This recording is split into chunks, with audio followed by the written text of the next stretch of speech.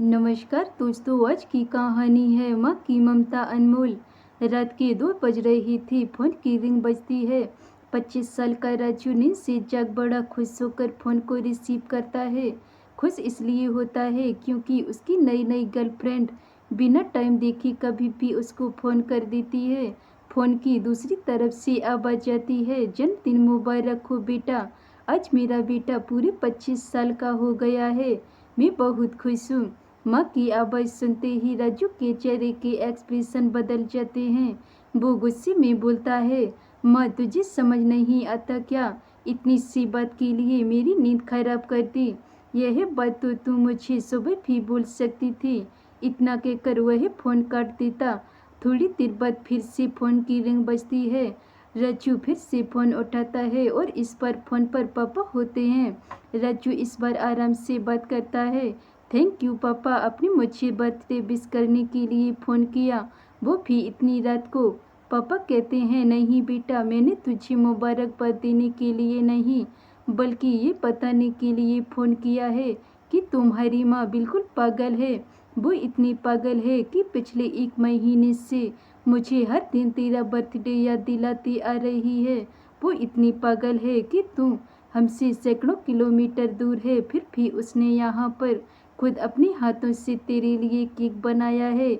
ऊपर से ये जिद कर बैठी है कि जब तक तू तुझे विश नहीं कर देती तब तक ना खुद खाना खाएगी ना मुझे खाने देगी। राजू सब ध्यान से सुन रहा था और उसे ये महसूस भी हो रहा था कि उसने अपनी माँ को भला बुरा कह दिया था। वो बोला, नहीं पापा, माँ बिल्कुल पागल नहीं है। पापा कहते हैं, नहीं बेटा, तू अपनी माँ के पागलपन को नहीं जानता। मैं जानता हूँ। वही तो 25 साल पहले ही पागल हो गई थी जब डॉक्टर ने उससे कहा था या तो हम बच्चे को बचा सकते हैं या आपको।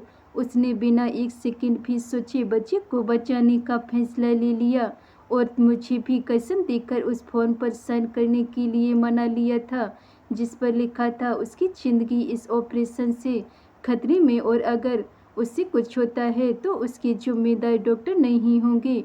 अब तू ही बता, बिना तुझे देखे जो औरत तेरे लिए मरने को तैयार हो जाए उसे हम पागल नहीं कहेंगे तो क्या कहेंगे? इतना कहकर पापा ने भी फ़ोन रख दिया। राजू ने भी अब यही महसूस किया था कि वह जो कर रहा था वो भूल नहीं, गुनाह था। हाँ, एक बार किसी इंसान को दुख दो तो कोई बात नहीं, लेकिन भगवान को दुख देना गुनाह ही होता है और माँ भगवान से कम नहीं होती। पश्चाताप के आंसू उसकी आंखों से बह निकले। सवेरा होते ही राजू अपने घर की ओर रवाना हो गया, अपनी माँ बाप से माफ़ी मांगने के लिए। घर पहुंचते ही उसने पहले माँ से माफ़ी मांगी जिसने उसे गले से लगा लिया। फिर वह अपने पापा से माफ़ी मांगने लगा। पापा ने कहा, कोई बात नहीं बेटा, जा तू वापस चला जा। तेरी माँ हमेशा कहती थी कि तू उसे बुढ़ापे में संभालेगा, लेकिन मैं उसे समझा दूंगा। जैसे आज तक मैं उसे संभालती आया हूँ वैसे ही आगे भी मैं उसका ख्याल रखूँगा। उसे भी यही समझ लेना चाहिए, जो बेटा उसकी एक फ़ोन करने से परेशान हो जाए वह उसे उम्र भर क्या संभालेगा।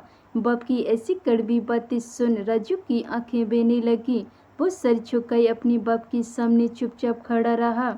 अपने बेटे को परेशान देख माँ आगे आती है और पापा को कहती है, जाने दीजिए, माफ़ कर दीजिए, हमारा ही बेटा है। माँ की ममता का मोल ना कोई लगा पाया था ना कोई लगा पाएगा।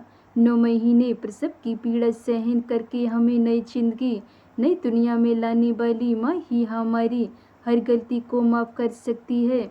धन्यवाद दोस्तों। अगर ये मेरी कहानी आपको पसंद आई हो तो वीडियो को लाइक कमेंट शेयर जरूर करें।